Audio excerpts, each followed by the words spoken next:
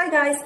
അപ്പോൾ ഇന്ന് കർക്കിടം 1 രാമായണ മാസം തുടങ്ങിയിരിക്കുകയാണ്. അപ്പോൾ എനിക്ക് വ്രതമൊന്നുമല്ല, എന്നാലും ഞാൻ ഈ ഒരു മാസം നോൺ വെജ് കഴിക്കേണ്ട എന്നുള്ള തീരുമാനത്തിലാണ്. അപ്പോൾ അതുകൊണ്ട് ഞാൻ ഇന്ന് എനിക്ക് രാത്രി കഴിക്കാനായിട്ട് ടൊമാറ്റോ റൈസ് ഉണ്ടാക്കാണ്. അപ്പോൾ അതിന്റെ റെസിപ്പി ഞാൻ എങ്ങനെയാണ് നിങ്ങൾക്കൊന്ന് കാണിച്ചു തരാം.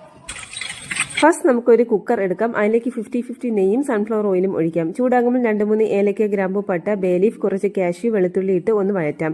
ഇനി ഒരു സവാള സ്ലൈസ് ചെയ്തത് കൂടി ചേർത്ത് നന്നായിട്ട് വഴറ്റാം. ഈ സമയം 2 മീഡിയം സൈസ് തക്കാളി എടുത്ത് നമുക്ക് ടൊമാറ്റോ പ്യൂരി ഉണ്ടാക്കാം. ഇപ്പോൾ സവാള വെന്ത് ഇനി ടൊമാറ്റോ പ്യൂരി കൂടി ചേർത്ത് തിളപ്പിക്കാം. പച്ചമണം മാറി വരുമ്പോൾ മഞ്ഞപ്പൊടി, മുളക് പൊടി, അല്പം പഞ്ചസാര കൂടി ചേർത്ത് എണ്ണ തെളിയുന്നതുവരെ വഴറ്റാം.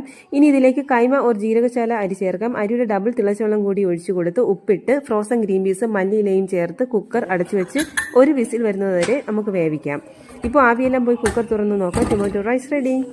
ഇനി സ്പൂൺ വെച്ച് ഇളക്കി കൊടുക്കാം. മട്ടൻ കറി ഇവിടെ തിളയ്ക്കുന്നുണ്ട്, പക്ഷെ അതിൻ്റെ ഒന്നും ഒരു ആവശ്യമില്ല. ഇതിൻ്റെ കൂടെ ഒരു കറിയും വേണ്ട, അത്ര ടേസ്റ്റാണ് ഈ ചോറ് കഴിക്കാനായിട്ട്. വീഡിയോ ഇഷ്ടപ്പെട്ടിട്ടുണ്ടെങ്കിൽ എല്ലാവരും ചാനൽ സബ്സ്ക്രൈബ് ചെയ്യണം, ലൈക്ക് ചെയ്യണം, വീഡിയോ ഷെയർ